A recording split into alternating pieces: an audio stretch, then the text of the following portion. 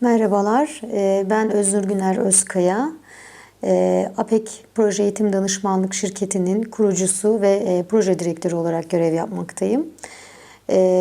Bugün sizlerle tekstilin ve dokumanın tarihçesine bakacağız ve bu alanda tarihi bir gözden geçireceğiz. Bu arada kısaca kendimden de bahsetmek gerekirse, ben tekstil konfeksiyon alan programında lisans eğitimimi tamamladıktan sonra yine aynı alanda yüksek lisans eğitimimi yaptım. Giyim endüstrisi ve sanatlarına yönelik birçok çalışmada bulundum ve tekstille ilgili de birçok farklı çalışmalarım oldu. Tekstil sözcüğünden başlayacak olursak eğer, tekstil sözcüğü dokuma manasına gelen Latin kökenli texere kelimesinden türetilmiştir ve tekstil iplik olarak bilinen doğal veya yapay liflerden oluşan bir ağla yapılmış esnek bir malzemeyi ifade eder. Tekstiller dokuma, örme, tığ işi, düğümleme veya elyafların birbirine geçirilmesinden oluşur. Şöyle tarihçesine bir göz atacak olursak, tekstilin tarihçesi neredeyse insan uygarlığı kadar eskidir. Tekstil kendini zaman ilerledikçe daha da zenginleştirmiştir. Milattan önce 6. ve 7. yüzyıllarda fiber kullanımının kayıt altına alınmış en eski göstergesi İsviçre'de göl sakinlerinin kazılarında keten ve yün kumaşların bulunmasıyla birlikte olmuştur. Ayrıca Hindistan'da ipek kültürünün izlerine milattan sonra 400 yıllarında rastlanmaktadır. Pamuk maddesinin izleri ise milattan önce 3000 yılına kadar dayanmaktadır. Çin'de ipek böcekçiliği ve spin ipek tekniğinin keşfi yine milattan önce 2640 yıllarında başlamıştır. Mısır'da milattan önce 3400 yıllarında iplik, keten ve dokuma sanatı ortaya çıkmıştır. Naylon gibi çeşitli sentetik elyafların keşfi ise tekstil ürünleri için daha geniş bir pazar yaratmıştır. Tabii ki doğal elyaflar yavaş yavaş gelişmiş, kaynakları keşfedilmiş, taşıma ve iletişim tesislerinin güçlü bir sisteme aktarılmıştır. Ülkeler arasında yerelleştirilmiş beceri, tekstil sanatının hızlı bir şekilde ilerlemesine sebep olmuştur. Dokumanın tarihçesine göz atacak olursak, dokunmuş kumaşların tarihçesi M.Ö. 6500 yılında kullanıldığına dair arkeolojik bulguların mevcut olması, iki iplik sistemiyle tekstil yüzey oluşturma metodu olan dokumacılığın günümüzden en az 8000 yıl kadar önceleri de bilindiğini ortaya koymaktadır. Neolitik taş devrine ait olan ve karbonlaşmış halde bulunan bu eski dokuma kumaşlara yurdumuzda, ülkemizde yapılan kazılarda da çokça rastlanmıştır. Bugün bildiğimiz dokuma formundan farklı olmayan ikili kumaşların hasır örme tekniğinden esinlenerek ortaya çıktığı da öne sürülmektedir. İki iplik sisteminin birbiri içerisinden örgü oluşturacak şekilde ve birbirine 90 derecelik açı yapacak şekilde geçirilebilmesi için çözgü sistemi düşey olarak asılmakta, atkılar ise bunların arasından elle geçirilmekteydi. İlk başlangıç bu şekilde oldu, dokumanın başlangıcı. Bu durumda dokuma düzlemi önceleri düşey olarak kullanılmıştır ve bu bir ilkel bir metodolojidir. Bu ilkel dokuma tekniğinin gelişim göstererek dokuma tezgahı haline dönüşmesi ise milattan önce 4000 yıllarına rastlamaktadır. Dokumacılığın bu dönemlerinde başlangıcı tam olarak bilinmemekle birlikte doğuda yine insan gücüyle çalıştırılan ilk yatay dokuma düzlemine sahip tezgahlar kullanılmaktaydı. Avrupa'da milattan sonra 3. yüzyıla kadar bilinmeyen ağızlık açma makineleri Çin'de çok gelişme gösterdi. Hatta ilkel jakar mekanizması diyebileceğimiz sistemlerle karmaşık desenli kumaşlar da dokunabilmiştir. Ağızlığın oluşumu ve atkının tefelenmesi kumaş kalitesini çok önemli ölçüde ıslah etmesine rağmen büyük bir insan gücü gerektiren atma işlemi mekanize edilmeden tam olarak dokumacılığın gelişmesi çok da mümkün olamamıştır. Dokumacılığın ve dokuma tezgahlarının gelişimi son 850 yıl içinde gerçekleştirilmiştir. Şöyle biraz daha ileri gidecek olursak 12. yüzyılda İngiltere'de tezgahların standart bir tasarıma sahip olarak kullanıldığını ve tüm olarak ağaçtan yapıldığını söyleyebiliriz. Bu tezgahlar halı ve kilim dokuyanların tezgahlarından oldukça farklıydılar. Standart el tezgahı olarak bilinen 12. yüzyıl dokuma sistemlerinde çözgü levendi, arkaya kumaş silindiri ise öne takılmaktaydı ve çözgüler yatay düzlemde gerdirilmekteydi. Tarak şasiye yukarıdan salınım yapacak biçimde mafsallaştırılmıştı. Gücü çerçeveleri çözgü tabakasının altında bulunan pedallar yardımıyla ayakla basılarak çalıştırılmaktaydı. Pikiler bulunmamakta ve mekik elle fırlatılmaktaydı. Yani insan gücü ile yapılmaktaydı. Dokumacı tezgahın önünde herhangi bir sıraya oturmakta. Bu ağaç tezgahın 1480 yıllarında Pintorico tarafından yapılan resmi şu anda Londra'da National Gallery'de yer almaktadır. Sonraki 600 yıl içerisinde geniş dokuma tezgahları tasarımında önemli bir değişiklik olmamıştır. Avrupa'da 1600'lü yıllarda tek kişinin yalnız başına 24 parçayı yan yana ve aynı anda dokuyabileceği çok kafalı tezgah ortaya çıkmıştır. Hollandalıların bu icadı İngiltere'ye getirmesi İngilizlerin dar dokumacılar tarafından çok büyük tepkisine yol açsa da bu alanda çok ciddi bir atılım olmuştur. Dutch Engine ya da Hollanda makinesi denilen bu tezgah 70 yıl kadar sonra yaygınlaştırılmıştır. Dokuma tezgahının tasarımında 18. yüzyıla kadar önemli bir gelişme görülmemekle birlikte Flaman dokumacıların bir takım çalışmalar olmuş ve bunlar İngiltere'de tezgah imalatına yeniden yön vermiştir. 1733 yılında İngiliz John Kay mekiğe tekerlekler takıp basit bir mekanizma yardımıyla fırlatılmasını sağlamıştır. Çok basit görünen bu sistem dokuma işlemini çok kolaylaştırmış ve üretimi olağanüstü artırmıştır. Yani devrim niteliğinde bir çalışmadır. Dokuma tezgahının dokuma makinesi haline gelmesi 3 temel sistemin atkı atma, ağızlık açma ve tefe vurma sistemlerinin mekanize edilerek kol gücü yerine de başka bir gücün kullanılmasıyla da mümkün olmuştur. 1500 yılında Leonardo da Vinci suyla çalışan bir tezgah düşünmüştür, hayal etmiştir. Fransa'da 1678 yılında Gens ve 1745 yılında Vaucanson böyle makineleri yapmaya çalışmışlarsa da bunu gerçekleştirememişlerdir. Ticari bir kullanıma sahip olan ilk mekanik dokuma tezgahını Dr. Edmund isimli bir İngiliz mucidi 1785 yılında gerçekleştirmiştir. Bu sıralarda Johnson ve Radcliffe isimli iki İngiliz'in 1804 yılında çözgü haşıllama makinesini icat etmeleri mekanik dokumacılığın hızla yayılmasına yardımcı olmuştur. Mekanik tezgahın bulunmasını izleyen 50 yıl içinde çeşitli kimseler bir takım geliştirmeler yapmışlar ve esas yapısı dökme demirden olup ağaç ve deri kısımları bulunan üstten vuruşlu Lancashire pamuklu tezgahını geliştirmişlerdir. Bu tezgah küçük yapısal farklılıklarla yün, keten ve jüt de dokuyabilmekteydi. İpekli dokuma tezgahı ise Fransızların etkisi altında alttan vuruşlu olarak üretilmiştir. İngiltere'de özellikle atkı atma sistemlerinin geliştirilmesi, tezgahın makine edilmesi yönünde çalışmalar devam ederken Fransa'da daha çok desenleme faktörü ön plana çıkmıştır. Bildiğiniz gibi Fransa modanın da doğduğu yer olarak öne çıktı ve bu anlamda Fransızlar desenleme üzerine çok ciddi çalışmalar yapmışlardır. Basit dokumaların dışında karmaşık desenler için ağızlık açma işlemleri üzerinde, sistemler üzerinde uğraşmışlar. 1925'te Basil Bohm tarafından kaldırılması gereken çözgüleri seçmek için bir delikli karton yardımıyla çalışan ilk otomatik ağızlık açma cihazı bulunmuş ve daha sonra Falcon 1728 yılında delikli karton zincirini kullanmıştır.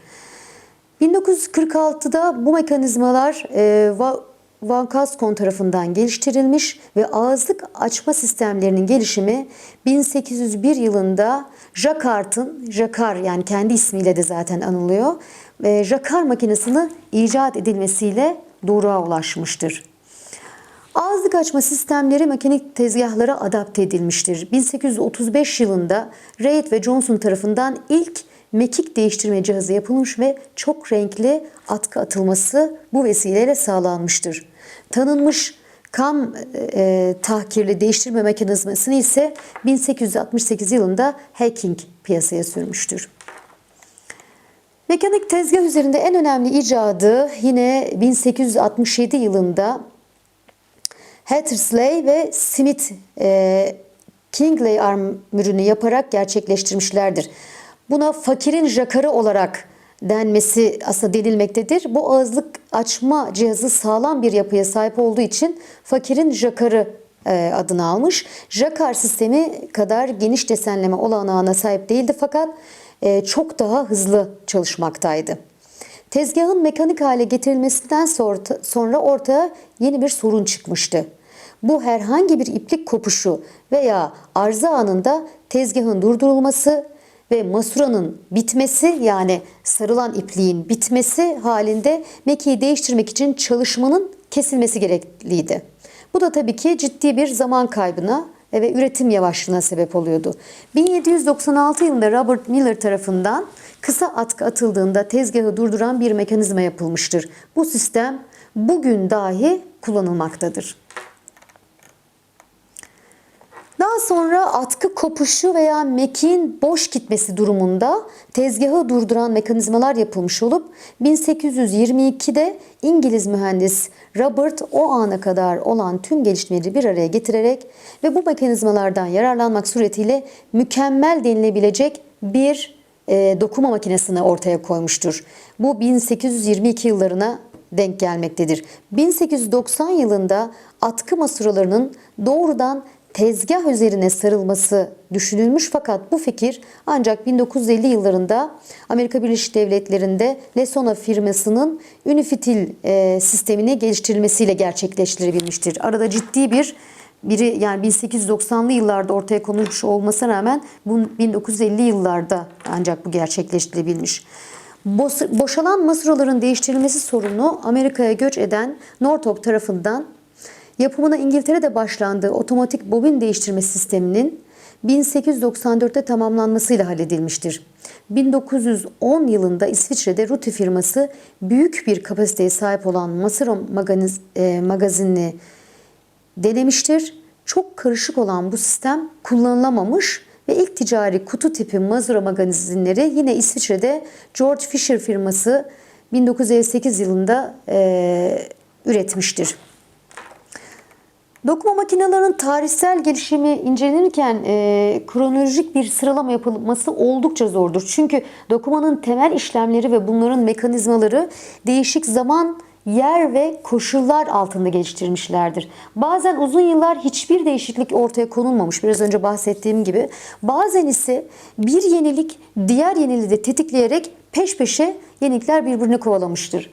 Son yıllarda görülen olağanüstü gelişmelerde bu görüşü doğrulamaktadır. Örneğin hava jeti atkının atılabileceği ilk kez 1914 yılında düşünülmüş ise de gerçekleştirilmesi ve ticari anlamda bir önem kazanması için 1980'lere gelinmesi gerekmiştir. 1980'lerde ancak inovatif bir durum almıştır. Dokuma makineleri üretiminin sürmesini ve geliştirilmesini teşvik eden en önemli etken dokunmuş kumaşların yerini tutabilecek bir tekstil yüzeyinin henüz bulunamamış olmasıdır. Kancalarla atkının taşınabileceği düşünülerek ilk patent 1898'de alınmıştır. Bu konuda 1925'te Gabler sistemi, 1930'da ise Diva sistemi geliştirilmiştir. Bir diğer alternatif de atkı taşıyıcının sadece gerekli atkı uzunluğunu ağızlık içinden geçirdiği tutucu mekikçik sistemi oluşturmuştur. Bu atkı atma sistemine ait ilk patenti 1911 yılında Pasteur almıştır. Bu atkı atma sistemini geliştirerek ticari öneme sahip ilk mekiksiz tezgah ise Sulzer mekikçikli dokuma makinesi 1953'te ortaya çıkmıştır.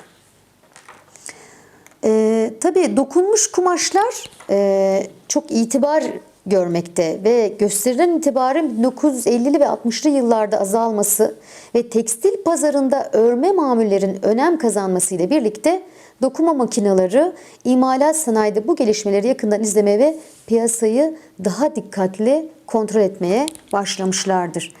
Ve teknolojinin gelişmesiyle birlikte 1970'li yıllarda dokuma kumaşlar tekrar gözde haline gelmiş ve tüketici isteği doğrultusunda çeşitli kumaşlar üretilerek piyasaya sürülmüştür. Tabii konunun uzmanları dokumayla boy ölçüşebilecek bir alternatifin henüz görülmediğini, yani ufukta bile görülmediğini ve tekstil kumaşlar üretiminde dokuma teknolojisinin şimdilik rakipsiz olduğunu rahatça söylemektedirler. Son 20 yılda elektronik ve bilgisayar üzerinde yapılan devrim niteliğindeki gelişmeler aynen tekstil dokumacılığına da yansımıştır. Bunun sonucu olarak kumaş üretimi ve kalite artmıştır. Maliyetler de azaltılarak kumaş üretimi ucuzlatılmıştır. Sonuç olarak daha uzunca zaman dokuma kumaşlar gözde olarak kalacağı benziyor. Evet, hayvansal lifler ve hayvansal kumaşlardan bahsedelim. Hayvansal lif, hayvanlardan elde edilen yün, tiftik, ipek gibi protein esaslı liflere denir. Hayvansal kumaşların kaynağını çeşitli hayvanların kılları ve tüyleri oluşturmaktadır. Bunlara hayvansal kaynaklı lif denir. Hayvansal liflerin yapı taşı ise proteindir. Proteinden oluşmaktadır. Hayvansal liflerin çok önemli bir konu bu. Yıllık üretim miktarı tüm liflerin toplam miktarının %10'undan daha azdır. Bu miktarla dolayısıyla çok kıymetli olması aslında bu anlamda çok önem arz etmektedir. Bu miktarla dünya lif kaynaklarının çok az bir kısmını karşılamakta. Ancak bunların sınırlı miktardaki üretimine rağmen dünya tekstil ticaretindeki rollerinin önemi çok büyüktür. Yün tekstilde kullanılmak amacıyla hayvanlardan elde edilen liflerin başında gelir.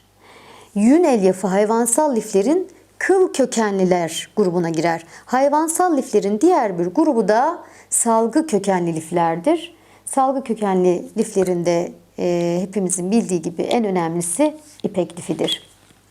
Yün lifinin elde edilmesini kısaca şöyle bir inceleyecek olursak, yün lifi koyunların ilkbahar ve sonbahar aylarında kırkılmak suretiyle elde edilir. Koyun cinsine bağlı olarak yün kalite farklılıkları gösterir. Dünyada 3 farklı yün cinsi sayılabilir. Merinos yünleri, Asya yünleri ve melez yünler, crossbred dediğimiz melez yünler olarak 3'e ayrılmakta. Yün lifinin fiziksel yapısı ve özelliklerine şöyle bakacak olursak, yün lifinin enine kesiti incelendiğinde 3 tabakadan oluştuğu görülür. Bunlar epiderm, pul tabakası, korteks, orta tabaka ve medula, ilik tabakasıdır. Yünün fiziksel özelliklerinden bahsetmek gerekirse çünkü çok önemli. İncelik, yünün iplik yapılabilmesinde en çok etki eden özelliğidir. İncelik lif çapının mikron cinsinden ifadesidir. Lifin inceliği ile uzunluğu arasında yakın bir ilişki vardır. Lif uzadıkça kalınlaşır, inceldikçe kısalır. Yün lifi incelikleri bakımından çok farklı özellikler göstermektedir. Uzunluğa gelecek olursak, yün lifinin iplik yapılabilir özelliğine incelikten sonra en önemli faktör uzunluktur. Elyaf uzunluğu hayvanın cinsine ve tulubun bölgelerine göre değişim gösterir. Yünde uzunluk arttıkça çap artar ve kalınlaşır. Uzunluk azaldıkça çap küçülür ve elyaf incelir. Yine mukavemet çok önemli bir fiziksel özelliktir. Elyafın kuvvet tesiri altında kopmaya karşı gösterdiği dirençtir. Yün oldukça dayanıksız bir liftir. Yün ıslandığında dayanıklılığı daha da azalır. Pamuk ve keten gibi bitkisel liflerle karşılaştırıldığında daha dayanıksız olduğu görülür. Keçeleşme özelliği, yün ve diğer hayvansal liflerde görülen bu özellik lifin üzerindeki pulların rutubetle, sıcaklıkla veya basıncın etkisiyle birbiri içerisine girerek girift bir yapı oluşturulmasıdır. Keçeleşen yünlü materyalde doku sıklaşır, boyca ve ence kısalır, daha küçülür. Bu kısalma sırasında pullar dışa ve geriye doğru kıvrılır. Bu kıvrılmalarla birlikte lifler birbiri üzerine dolanır, düğümlenir. Keçeleşme daha çok ince yünlerde görülür. Aslında keçeleşme istenmeyen bir durumdur. Ancak bazı kumaşların yapılımında keçeleşme özelliğinden faydalanır. Hatta bizim ülkemizde keçe özellikle yapılan ve kullanılan bir yüzeydir. Keçe özellikle yapılır. Yaylanma yeteneği bir tutam lif demetinin sıkıştırıldıktan sonra basıncın kalkması ile ilk biçimine dönme yeteneğine denir. Bir müddet sıkıştırıldıktan sonra ilk biçimine dönme yeteneği. Yaylanma elastikiyetten farklı bir özelliktir. Yünün yaylanma yeteneği iyi olduğundan mamulün buruşmaya ve ezilmeye karşı dayanıklılığı fazladır. Bu özellik özellikle halı, kilim gibi mamuller için çok önemlidir. Kısa yün elyafının yaylanma yeteneği oldukça yüksektir. Uzama ve esneklik yün liflerinde en önemli özelliktir. Çekim kuvveti kısa zamanda kaldırılırsa yün lifi yine eski boyutuna geri döner. Biçimlenme yeteneği ise yün ve diğer kıl kökenli liflere özgü olan bu özellik geçici ve devamlı olarak meydana gelir. Biçimlenme. Islatılmış yünü kurutulurken belli bir basınçla istenilen şekilde kurutulursa tamamen kuruduğunda bu şekli alır ve kuru kaldığı sürece şeklini muhafaza eder. Bu mesela özellikle şapka yapımında, fötür şapka yapımında ya da kalıp türü giysiler yapımında çok önemli bir özelliktir. Ancak kuru kaldığı sürece şeklini muhafaza eder, ıslandığında yine eski biçimine dönebilir. Nem çekme özelliği, yün en fazla nem çeken elyaftır. Kendi ağırlığının yarısı kadar nem çekebilir. Bu bakımdan ticarette üzerindeki nem miktarı %16-18 olarak sınırlandırılmıştır. Yün lifi nem alırken fazla miktarda ısı açığa çıkarır. Kışın tercih edilmesi de bu sebepledir. Yani bu özelliğinden dolayı yani nem aldıkça ısı açığa çıkardığı için kışın çok daha fazla tercih edilir. Elektriklenme özelliği, yün lifi elektriği çok zayıf iletir. Bu nedenle iplik eldesi sırasında statik elektrikle yüklenir. Bunu önlemek için çalışma ortamının rutubet ve sıcaklığı %12'den aşağı olmaması gerekmektedir.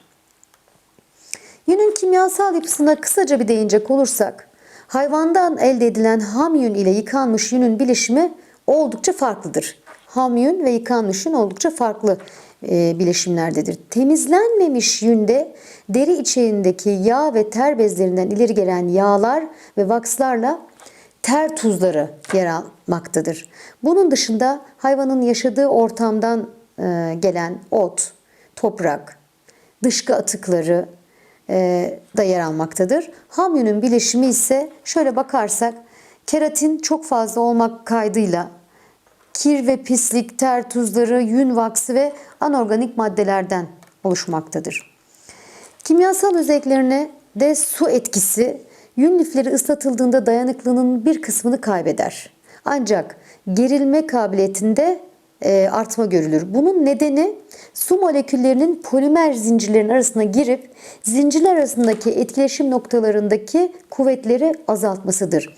Yün sıcak ve soğuk su içinde bekletilirse ağırlığının %10'u kadar şişer. Bunun sonucu olarak elyafın çapı %18-20, boyu ise %1-2 oranında artış gösterir. Kuruduğunda yine eski biçimine geri döner.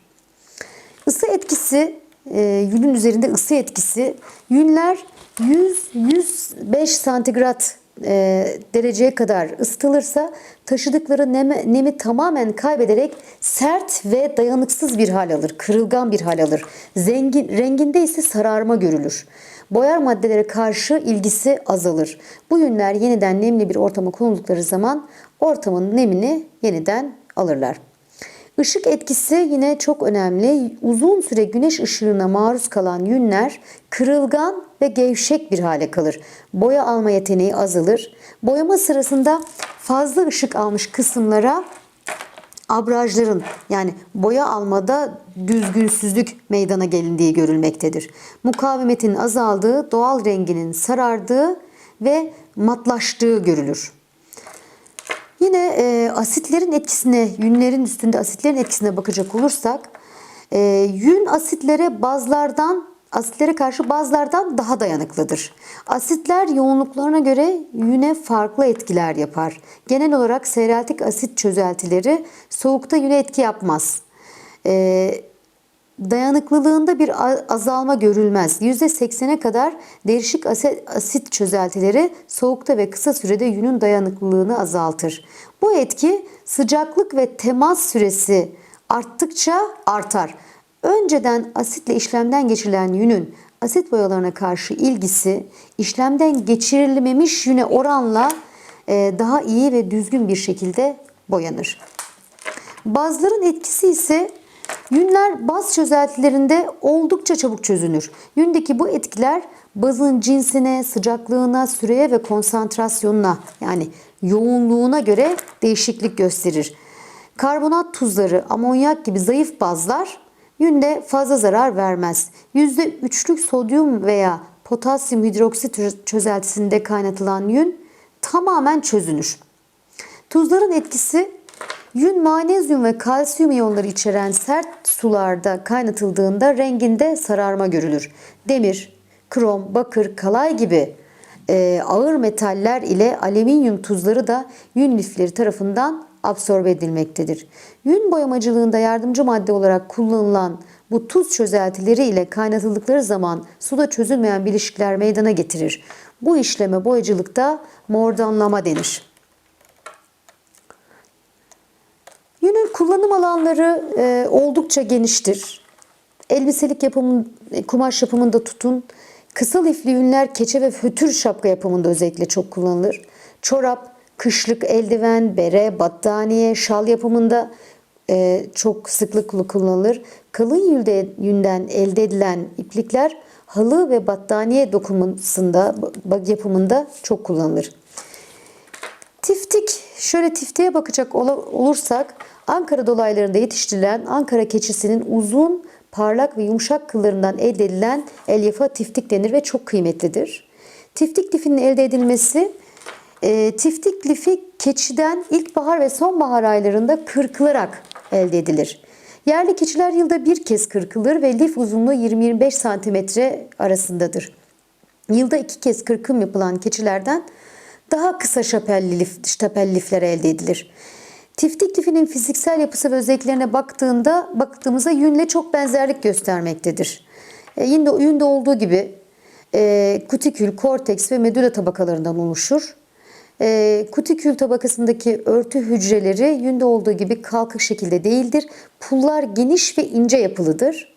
Bu özellik tiftiğin yünden çok daha parlak olmasını sağlar. Farkı budur. Kaliteli ya da değerli, kıymetli olmasını sağlayan özelliği budur. Aynı zamanda pulların yapısından dolayı yün kadar çabuk çekmez ve keçelenmez.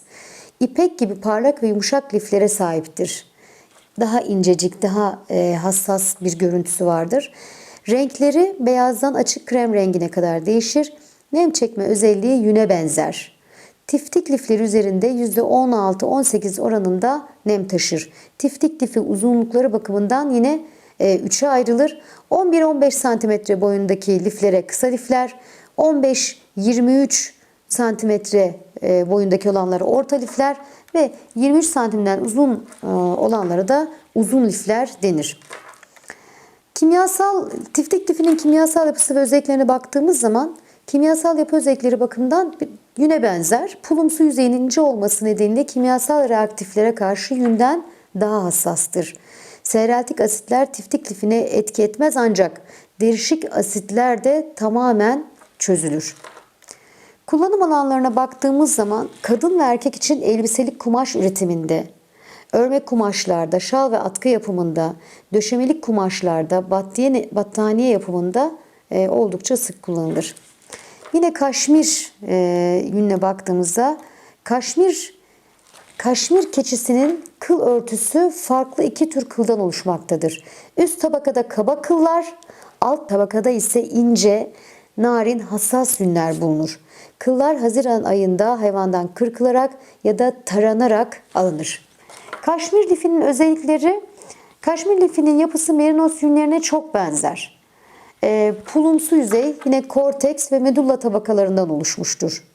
Kaşmir yününün rengi beyaz, sarı, bej, bazen kurşuni, kahverengi, hatta siyah renklerde de olabilir. Bir hayvandan ancak 200-250 gram yün alınabilir.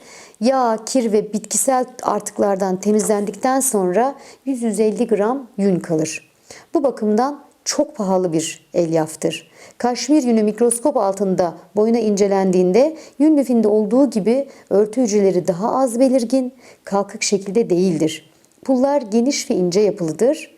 Bu özellik tiftiğin yünden daha parlak olmasını sağlar. Enine örtüsü ise hemen hemen yuvarlak daireler biçimindedir. Pul tabakasının çok ince olması dolayısıyla bazlara karşı oldukça hassastır. Sıvıları emme kabiliyeti ise yüksektir.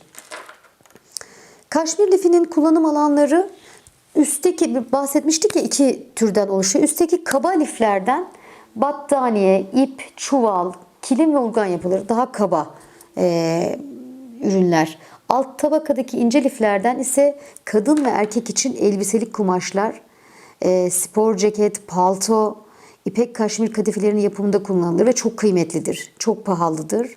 Yerel giysilerde yine şal, atkı, kuşak yapımında kullanılmaktadır.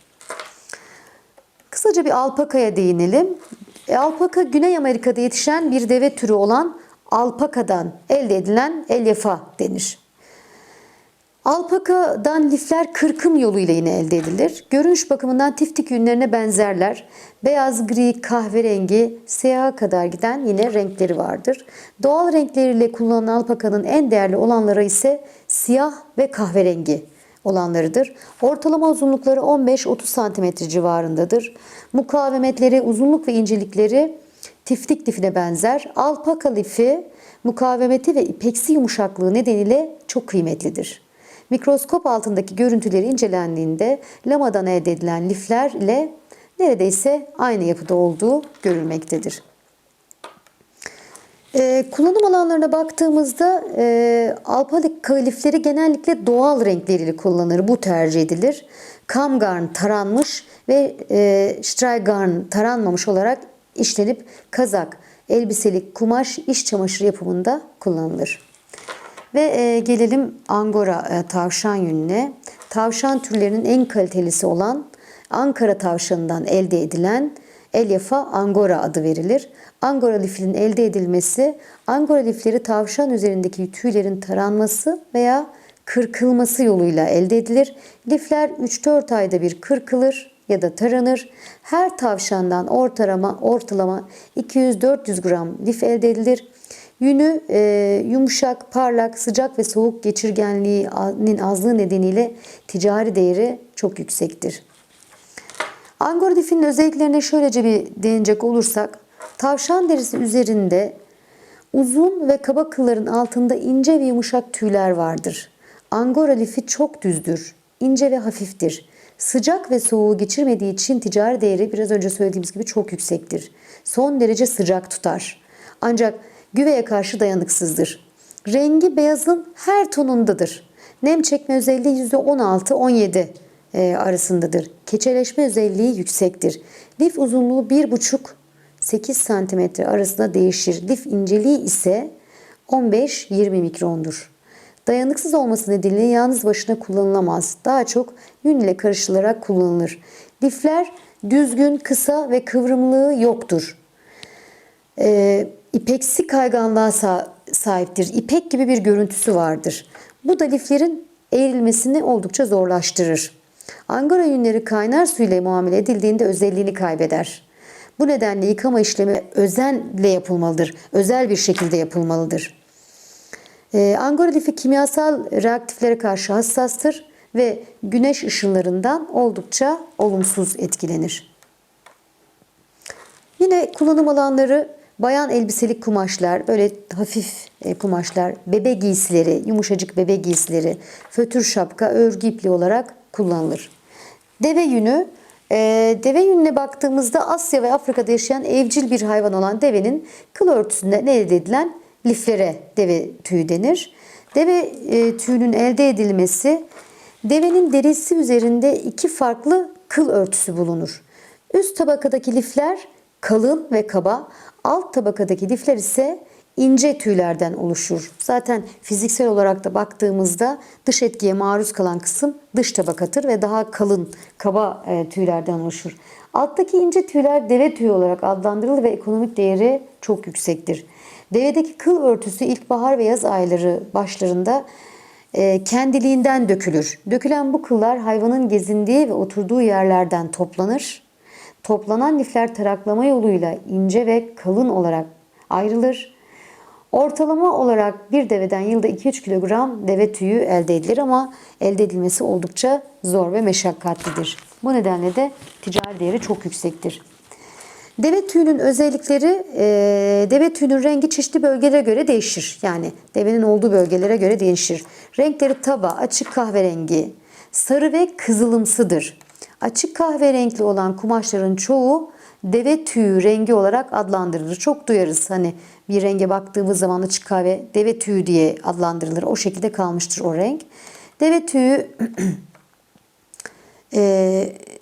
bu rengin ağrıtılması mümkün olmadığından kendi renginde kullanılır. Ağrıtılamıyor. Deve tüyü yumuşak, parlak, mukavemeti ise yüksek bir liftir. Sıcağı ve soğuğu geçirmez, aynı zamanda doğal su iticidir. Bu çok önemli bir özelliktir. Pahalı olması nedeniyle yünle karıştırılarak kullanılır. Deve tüyünün mikroskop altında enine kesiti incelendiğinde hemen hemen yuvarlak kesite sahip olduğu görülür. Boyuna kesiti incelendiğinde ise üst tabakadaki pulların belirgin olmadığı görülür. İpek lifi yine en önemli hayvansal liflerden biridir. Doğal ipek Doğu Asya ile bazı Akdeniz ülkelerinde yetişen Bombox mori adı verilen ipek böceğinin ürünüdür. İpek lifinin elde edilmesi, İpek böceğinin ana vatanı Doğu Asya ile Akdeniz ülkeleridir. Ülkemizde daha çok Marmara bölgesinde üretilmektedir. İlkbaharda dut yaprakları filizlenmeye başlarken yumurtalar 20-25 derece sıcaklıkta kuluçkaya yatırılır. Yumurtalardan 8-12 gün içerisinde kurtçuklar çıkar. İlk çıktığında kurtçuğun boyutu 3 milimetredir. Kurtçuklar olgunlaşınca yani krizalit dönemine gelinceye kadar 5 yaş evresinden geçer. Her yaş evresinde kıyılmış dut yaprakları ile beslenir. Uyku dönemiyle sona erer. Yaş ve uyku düzenine şöyle bakacak olursak birinci yaş evresi 4 gün sürer. Sonunda 24 saat uyur. İkinci yaş evresi 5-6 gün sürer. Yine sonunda 24 saat uyur. Üçüncü yaş evresi 6-7 gün sürer. Sonunda 26-30 saat uyur. Dördüncü yaş evresi 8-10 gün sürer. Sonunda 30-36 saat uyur. Ve 5. yaş evresi 10-13 gün sürer. Bu yaş devresinin sonunda kurtçuk artık tırtıl haline gelmiştir. Kurtçuğun boyu 5-9 cm, ağırlığı ise 4-5 gramdır. Tırtıl geçireceği krizalit dönemi için kendisine koza örmeye başlar. Tırtıl kozayı örmek için 8 biçiminde baş hareketleri yaparken ağzından bir sıvı salgılar. Bu viskoz sıvı havada filament halinde katılaşır. Kozanın örülmesi 4-5 gün sürer. Bu sürenin sonunda tırtıl kendini koza içine hapseder. Koza içinde 18-20 gün kaldıktan sonra kozayı delerek kelebek halinde dışarı çıkar ve yeniden üremeye hazırlanır. Kelebek haline gelen ipek böceğinden damızlık olarak kullanacakların kozayı delip yumurtlamalarına izin verilir. Bunların dışındakilerin kozayı delinmesi istenmez.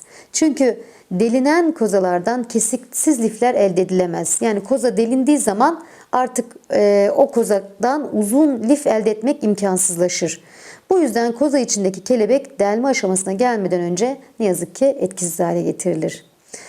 Bu işlem 3 yöntemle yapılır. Kozalar -20 derecelik soğukta bekletilerek kozaları 5 atm basınç altında tutarak böcekler yüksek sıcaklıkta 70-80 derecelik buharda 20 dakika veya 90 derecelik kuru havada 15 dakikada etkisiz hale gelir.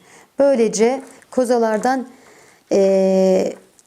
tırtılların çıkması engellenmiş ve koza bütün bir lif olarak elde edilmiş olur. Kozalardan lif uçlarının bulunup çekilmesi ise sıcak su ile pişirilmesiyle yapılır.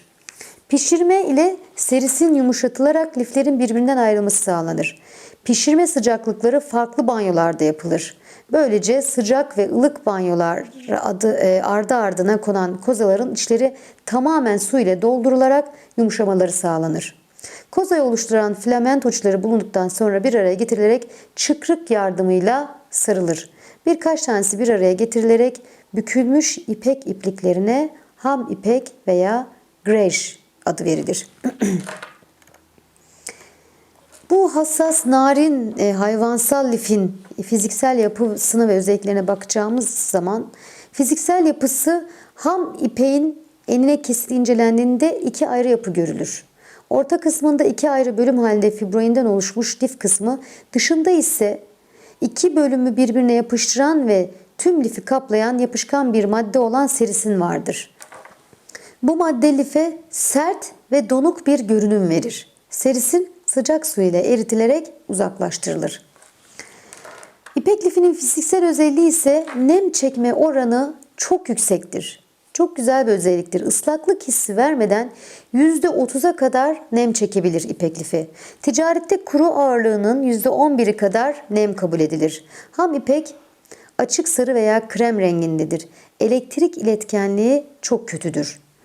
Hayvansal lifler içinde en dayanıklı olanıdır. Koparılmaksızın %10-25 gerilebilir. Islakken dayanıklılığın %15'ini kaybeder. Bir kozada lif uzunluğu 1000-3000 metreye kadar olabilir. Bu anlamda en uzun hayvansal liftir. Bir kozadan koparılmaksızın 600 metreye kadar filament çekilebilir.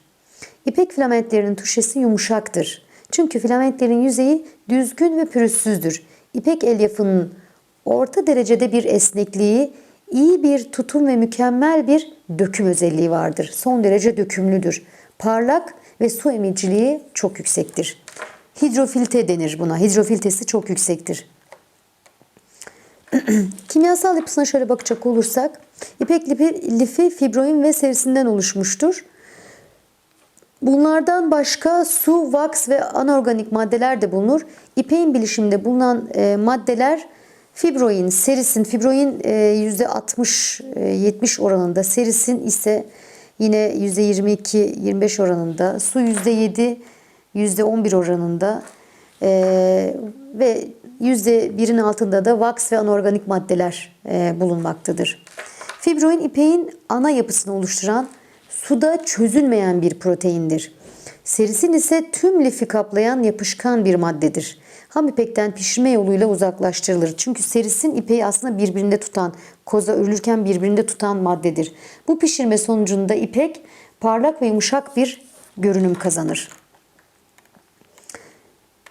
Kimyasal özelliklerine kısaca değinecek olursak, alkol, eter gibi fibroin alkol ve eter gibi organik çözücülerle çözülmez. Bunun yanında da suda da çözülmez.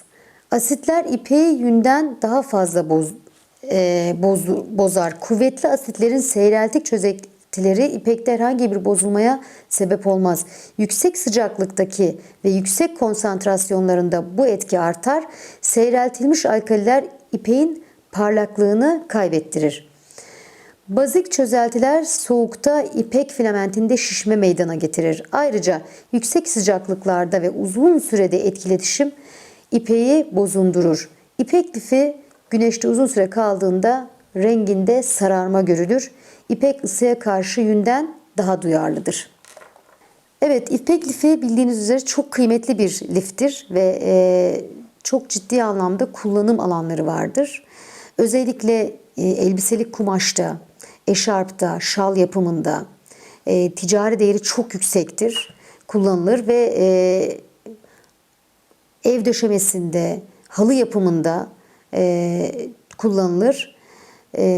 Hayvansal lifler arasında son derece kıymetli bir liftir. Hayvansal lifleri dersimiz burada sona erdi. Bir sonraki dersimiz bitkisel lifler ve özellikleri olacak. Teşekkür ediyorum.